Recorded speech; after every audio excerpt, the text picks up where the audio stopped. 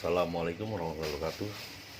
Nah, ini dengan Master Bekam, saya ingin memperkenalkan teknik untuk mengobati titik bekam pada batuk kering dan pilek.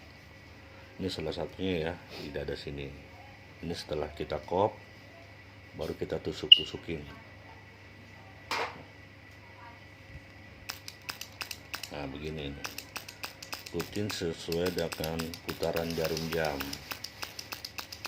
Jadi kita sebagai ahli bekam juga harus bisa ya merasakan untuk bekam badan sendiri, terutama bagian dada dan perut.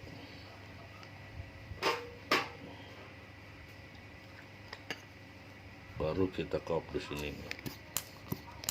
Cukup dengan 3 kopan atau secukupnya.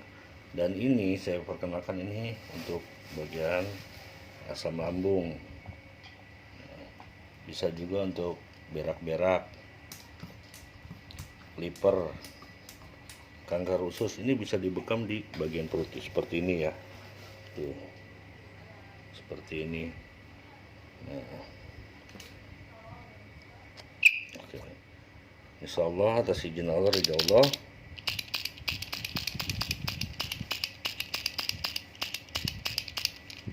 penyakit di bagian perut di sini bisa sembuh.